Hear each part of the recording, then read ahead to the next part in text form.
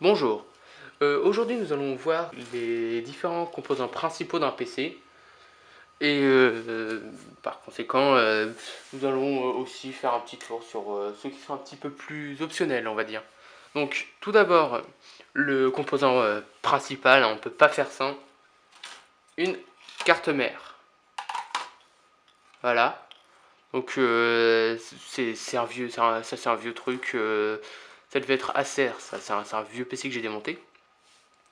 Donc oui, il est relativement vieux parce qu'il a même de quoi mettre un lecteur disquette et IDE quoi. Donc bon, c'est ça commence à dater ces technologies-là. Mais il a aussi des ports serial ATA. Donc c'est pour ça que je pense que je vais faire un PC, un C4 avec. Donc, alors, là-dessus, sur une carte mère, ici nous avons le socket. Hein. Je me permets d'y toucher parce que là c'est du socket, c'est du AMD, hein, donc il n'y a pas trop de risque d'y toucher quoi. Donc, parce que évitez de faire ça avec du Intel parce que vous risqueriez de tordre des petites pins, des petites pattes qui sont ultra fragiles et si c'est tordu, la carte mère est morte. Oh tiens, c'est bizarre. Mon appareil photo détecte un visage. Je sais pas où.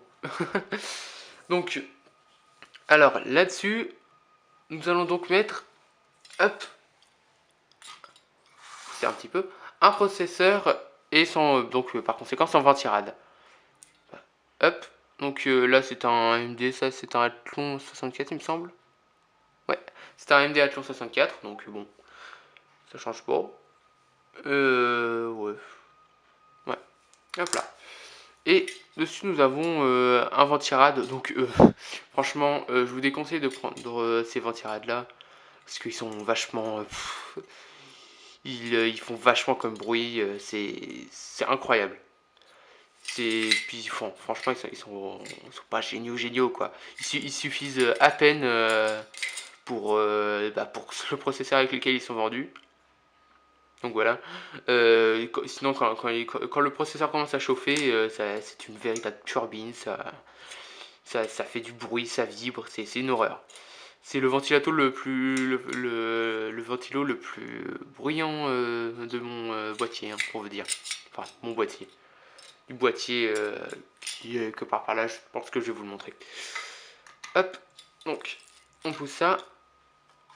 Voilà. Alors, là-dessus, le processeur, nous allons le mettre ici. Tac, que je me regarde. Ouais, voilà, c'est bien dans ce sens-là. Bien sûr, faut ouvrir le socket, sinon ça marchera pas. Hop là. Hop là. Et là, il est mis. Donc voilà. Si ça force, si vous ne réussissez pas à le mettre, surtout, vous ne le mettez pas. Vous regardez, vous retournez le processeur, vous regardez s'il n'y aurait pas une pin de tordu ou tout simplement si vous êtes dans le bon sens.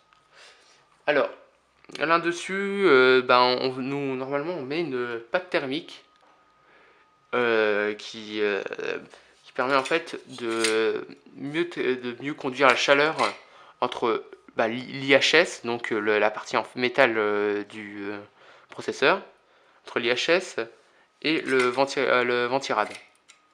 Donc, hop, je vais vous montrer à quoi ça ressemble. Hein, je pense que de toute façon, il n'y a pas de secret. Hop là.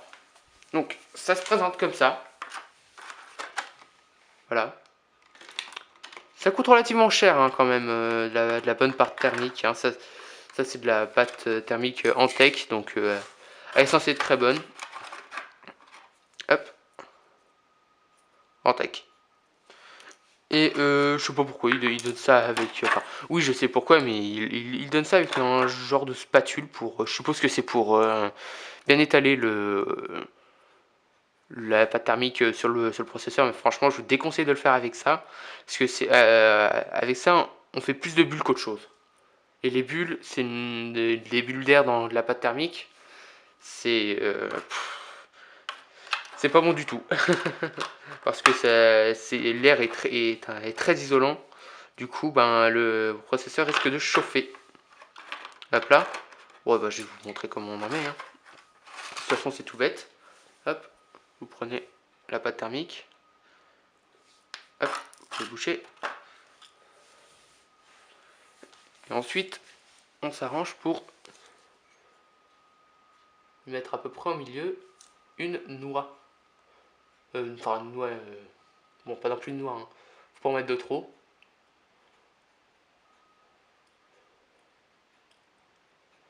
Voilà. Toc.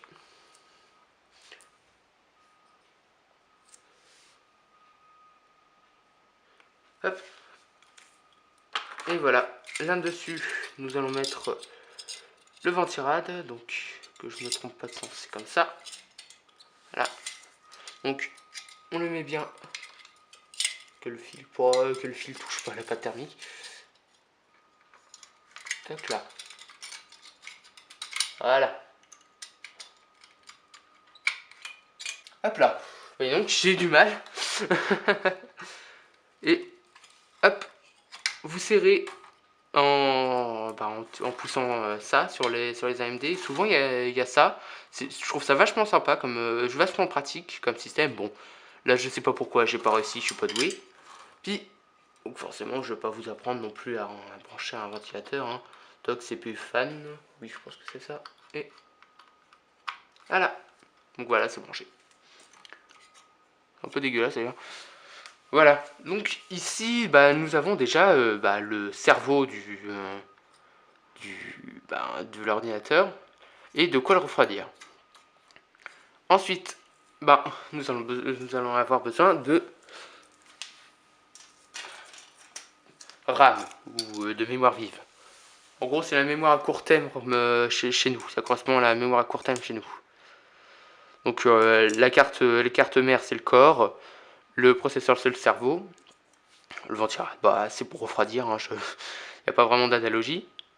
Et la RAM, donc, c'est la mémoire à court terme ou la mémoire vive. Hop là. Donc, voilà, c'est tout simple à mettre. Il y a un détrompeur, hein, c'est pas centré. Toc. Et vous arrivez, vous arrangez pour le mettre à peu près droit.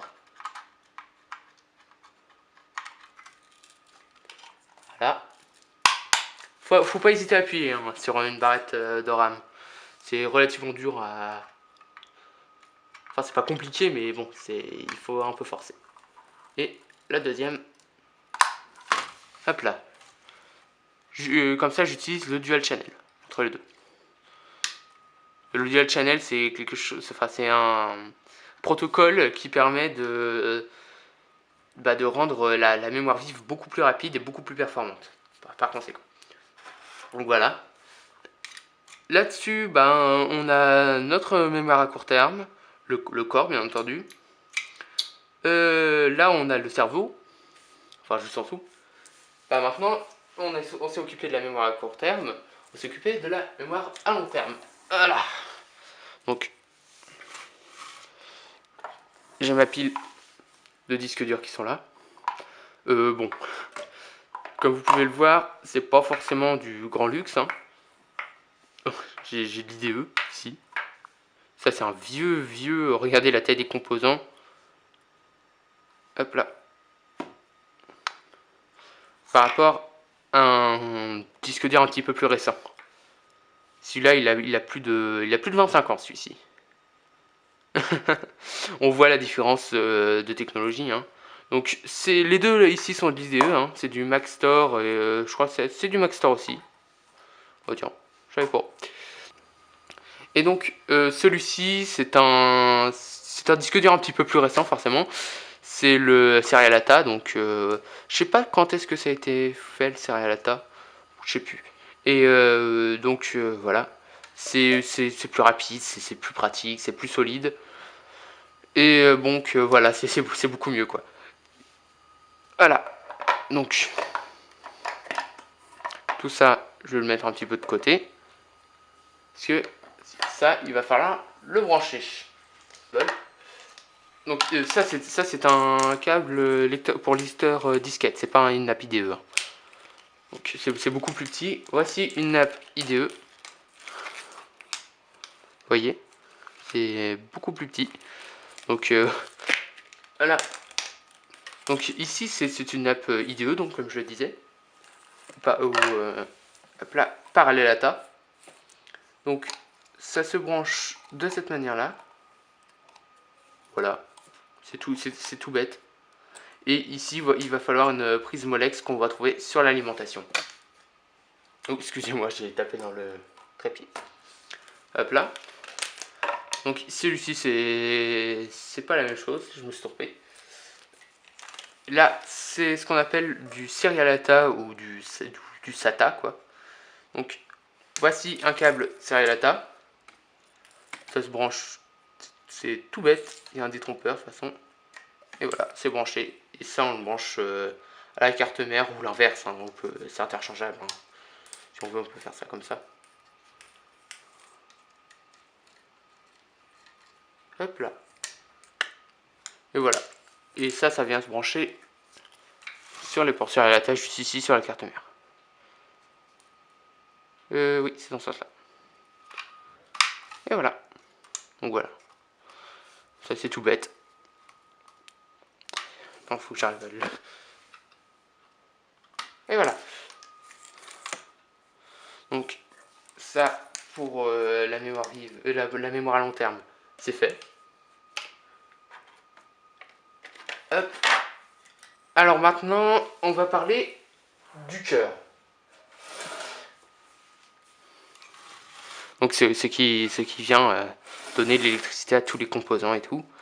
Donc ici c'est une alimentation bien entendu. Donc elle est relativement vieille, bon c'est bien que non. Pas de si vieille que ça, je sais pas de quelle année elle est. Enfin bref. Et elle n'a pas été donnée avec la carte mère, donc je sais pas trop.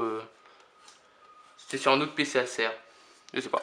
Donc ici il y a la prise pour la carte mère. Et en fait, sur les anciennes cartes mères, ça n'avait besoin que de ça. Que de je sais pas combien il y a de pins. Enfin, que de ces pins là. Et après, on a décidé de rajouter ça parce que bon, ça s'est complexifié, il y a des nouvelles normes, tout dans le genre. Donc maintenant, c'est comme ça. Hop.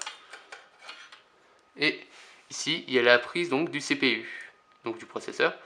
Et souvent, on peut en mettre, enfin, il y en a deux sur certains processeurs, parce qu'il y en a besoin qui ont 8 pins.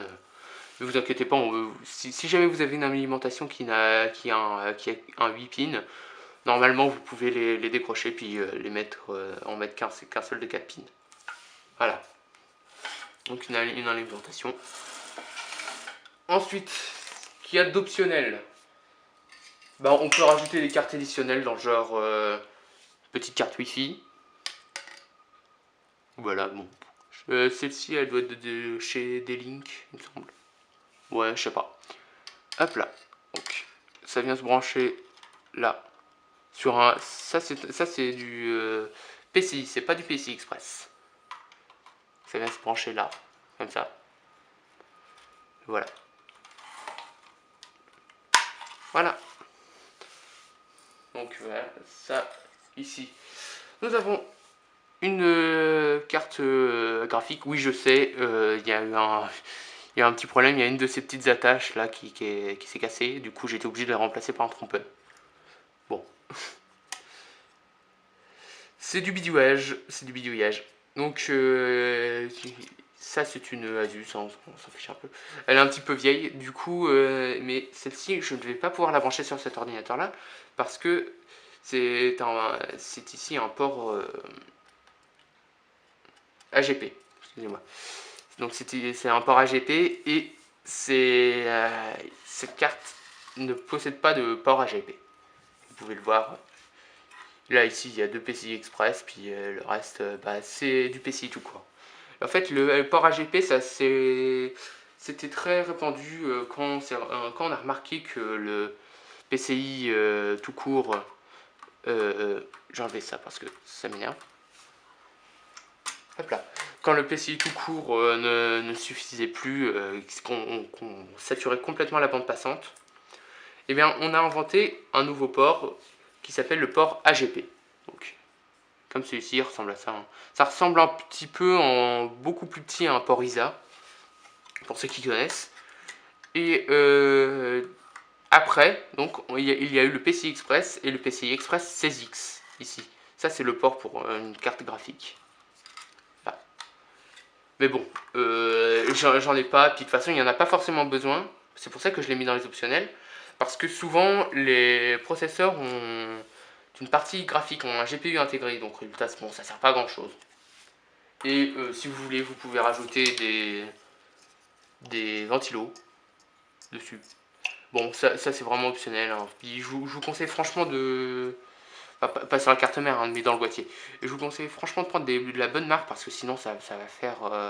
Sinon ça va être des ventilos qui font énormément de bruit, qui racassent, qui transformeront votre PC en turbine tout simplement. Donc voilà. Donc je pense que cette vidéo qui a été un petit peu plus longue que les précédentes vous aura plu. Donc bah, à une prochaine.